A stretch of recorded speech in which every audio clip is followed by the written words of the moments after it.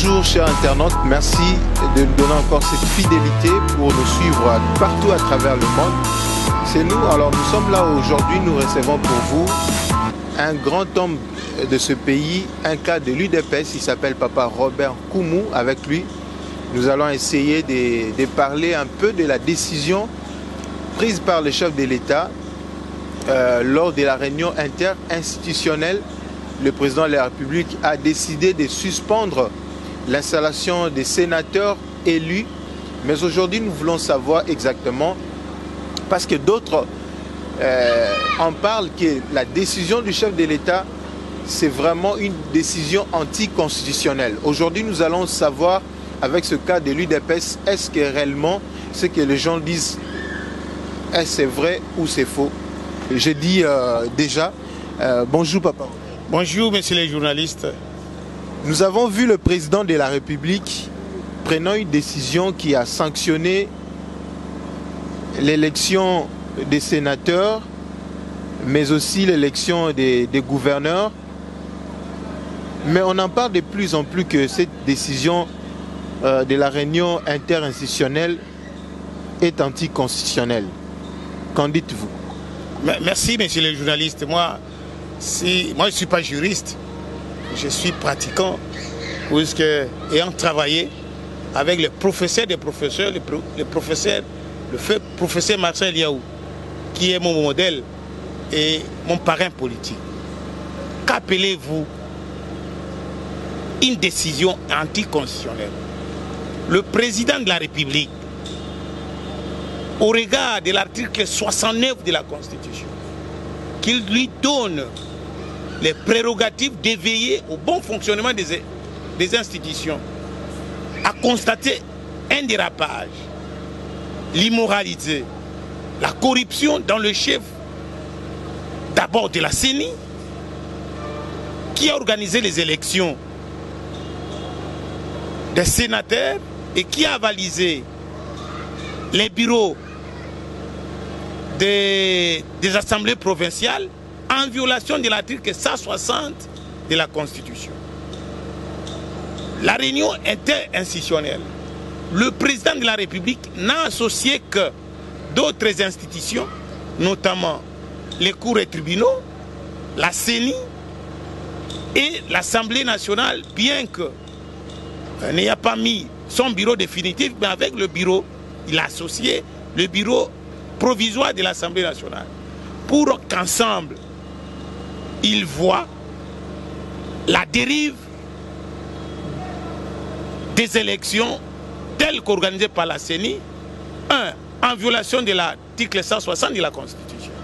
Donc, pour bien des Congolais et des juristes, je pense que le président de la République, au regard de l'article 69 de la Constitution, n'a agi constitutionnellement, au regard de la Constitution. Donc, il n'y a rien de la violation de la Constitution. Que cela ne tienne, l'acte posé par ces députés-là, c'est immoral. Et avec le sénateur, ils sont habitués, le régime de la Kabylie est habitué dans la corruption. Je vous dirai, messieurs les journalistes, pendant le démandature passé, le député nationaux, eux le sénateur, monnayaient leurs votes au niveau de l'Assemblée nationale. Mais cette fois-ci, Papa Robert, ce sont les députés de l'UDPS.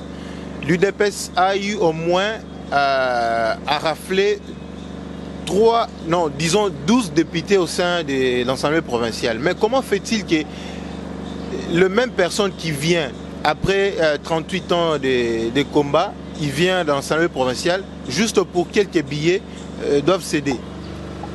Oui, cette affaire des députés de l'UDPS, ça énerve. Ça énerve toute conscience. Donc moi, cofondateur du parti, ça énerve. Mais seulement, là où nous relativisons les choses, l'UDPS ne peut pas inventer la roue, ne peut pas créer les hommes, car il y a un adage français qui dit le peuple n'a les dirigeants qu'il mérite. Et les dirigeants dont mérite le peuple viennent de la société congolaise. Et vous devez savoir que la société congolaise est dépravée de mœurs. Où on trouve les koulouna en cravate. Donc les députés de l'UDPS sont entre autres des koulounas en cravate. Ils viennent de cette société-là, congolaise, où vous trouvez des violeurs de femmes, des voyous.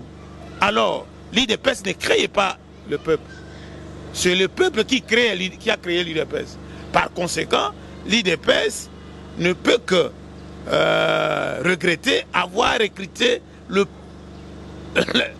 les hommes de cette société. C'est pour cela le président de la République, garant de la vie sociale et de l'unité de la nation, a mis fin à la corruption.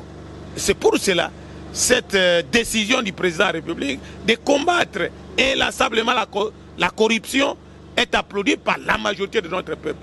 Donc vous-même, vous les journalistes. Est-ce que ce n'est pas parce que le président de la République, Félix Antoine Tshisekedi, fut le président de l'Union pour la démocratie, c'est le même sentiment qui l'a poussé de ne pas voir son parti avoir de sièges au niveau du Sénat? L'a poussé à prendre ces décisions? Non, le président de la République, il n'est plus membre de l'UDPS. Il a été élu sur la liste de l'UDPS, mais il n'est plus membre de l'UDPS. Mais ce qu'il a fait, et alors, il veut sévir. C'est un des thèmes de sa campagne. Il a dit, lors de sa campagne électorale, je combattrai inlassablement la corruption sous toutes ses formes. C'est pour cela qu'il commence par les institutions nationales, puisque ce sont des politiciens qui commettent des bavilles. Et c'est à lui seul, c'est le politicien qui doit prêcher par l'exemple. C'est pour ça qu'il doit veiller sur le comportement des politiciens. Alors comment UDPS pense arriver à gérer ce pays avec déjà dès le départ avec des gens corruptibles? Ils sont partis. Non.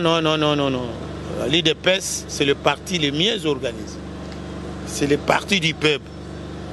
Des corruptions qu'on a condamnées avec l'ancien... Ça, qui aime bien, châtie bien. Sur le président AI du parti, Jean-Marc Kaboung, le secrétaire général, a prêché à l'exemple. C'est que les combattants de l'UDPS ont fait, si tous les peuples congolais le faisaient, contrôlaient le comportement de son voisin. Vous êtes à la cité, vous avez un voisin, fonctionnaire de l'État, il construit un immeuble à 12 étages. Vous ne lui demandez pas où trouve-t-il cet argent à construire un immeuble à 12 étages. Par contre, vous les appelez les Mopao. Un clown en cravate, un Mopao, un voleur de données publiques, un détourneur de l'argent de l'État, vous l'appelez votre chef et vous l'applaudissez. Mais à l'UDPS, la base de l'UDPS va contrôler. Ça, ce n'est que le début. Quand l'UDPS, quand Kabound avait dit, l'UDPS sera chaque jour sur la rue. Si vous êtes ministre de l'UDPS, vous volez et que la presse relaye, demain c'est l'UDPS qui mettra sur le terrain pour réclamer votre démission et vous devez être déféré devant les juges. L'UDPS va vraiment prêcher par l'exemple, condamner ses élus. Les amis du Front commun pour le Congo se sont réunis. Ils disent que cette décision n'a pas son sens exact du président de la République. Normalement, ce problème de la corruption des députés de l'UDPS devait être réglé au sein du parti. Est-ce que vous partagez cet avis? Non. Nos amis, nos nouveaux alliés, vous voyez, mon cher ami, moi, Robert Koum, j'ai honte à m'allier avec ces gens. Mais la force des choses fait que nous devons avoir une coalition avec les prédateurs de ce pays. C'est comme ça et ils ont géré le pays. Et vous devez savoir que notre pays a été, pendant tout le temps, Transparence internationale a déclaré le Congo, c'est le pays le plus corrompu du monde. Et alors, aujourd'hui, avec le régime qui est patronne, dirigé par Félix Tshisekedi, membre de l'UDPS, nous allons mettre fin à cette pratique éhontée. Et nos amis de PPRD, dont nous connaissons très bien leurs pratiques, corrompre, pour eux, ce n'est pas un mal. Mais c'est avec les mêmes personnes que vous comptez travailler? Oui, nous allons les corriger, les orienter vers le bon sens. Vous verrez que quand demain, après les enquêtes du procureur, ceux qui seront retenus et ceux qui seront condamnés, alors tout le monde va changer son comportement. C'est avec ces gens-là qui changeront leur comportement que nous allons marcher avec eux. Mais ceux qui seront condamnés, ils seront à Makala. C'est pour cela, moi Robert Koumou, je demande au chef de l'État de me nommer comme son conseiller, non seulement son conseiller spécial en matière anticorruption, mais le président de la brigade anticorruption. Comme ça, et tout le monde, tous les voleurs, ils auront leur place à Makala. Mais qu'en est-il de la sort de ceux au sein du parti UDPS? Qu'est-ce qui est prévu pour ce député au cas où la justice faisait donner les faits et les gens condamnés, c'est-à-dire dénoncer les gens qui ont été corrompus au sein de l'UDPS? Quelle est la sanction réservée à cela? Si l'UDPS prône la non-violence, l'état des droits, si la justice prouve que tel ou tel député a été corrompu et sont corrupteurs, mais ils ont leur place à Makala, ça ne sera pas une sanction de l'UDPS, ça sera une sanction de la justice. Et l'UDPS n'appliquera que la loi. Et après avoir constaté que vous êtes condamné pour les délits de la corruption, vous êtes exclu du parti. Vous êtes exclu du parti. Alors le président Aïe va vous donner l'exclusion pure et simple. Il n'y aura pas une autre sanction. Mais le président intérimaire Jean-Marc Aboun a parlé de preuves qu'il a. Mais jusque-là, on a vu Peter Kazadi et les autres députés provinciaux passer dans des chaînes de télévision, parler, dénoncer que non, ils n'ont pas été corrompus, il y a d'autres. Mais on parle des preuves que Jean-Marc Aboun a. Pourquoi pas il peut brandir ces preuves, donner directement aux juges qui ont cette affaire pour dénoncer directement ceux qui ont été corrompus? Pourquoi il garde ces preuves? Le président Aïe, Jean-Marc Aboun, le secrétaire général, lors de sa déclaration, il avait dit qu'il porterait plainte à ces députés. Et quand on porte plainte, on a des preuves. Alors vous voulez que les secrets de l'instruction, ils disent non, voici les preuves que j'ai faites. Non. Il a remis les preuves. Il remettra les preuves à qui des droits, le procureur.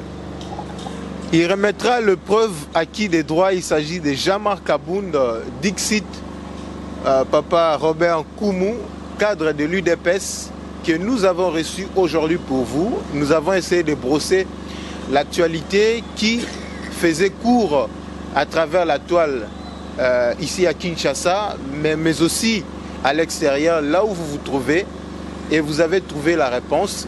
La décision du chef de l'État, selon M. Robert Koumou, n'est pas anticonstitutionnelle, et bel et bien constitutionnelle, parce que le président de la République a pu associer toutes les institutions qui tournent autour de ces enjeux, la CENI, le procureur, mais aussi l'Assemblée nationale. Je pense que vous avez vu qui dit vrai. C'est votre mission que vous allez continuer à suivre. Bientôt là, qui dit vrai? Mais Papa Robert, qui dit vrai? Anticonstitutionnel, c'est FCC qui ment ou c'est le président qui a raison? Mais moi je pense que qui dit vrai, c'est celui qui étaye son argumentaire sur base des articles de la Constitution. Moi je dis vrai, parce que le président a n'a utilisé que l'article 69. Et la CENI a péché en organisant les élections en violation de l'article 160 de la Constitution. Alors là, qui dit vrai? C'est moi ou c'est les autres de la Kabylie qui est en train de mentir? Merci de nous avoir suivis. On se retrouve prochainement. Merci.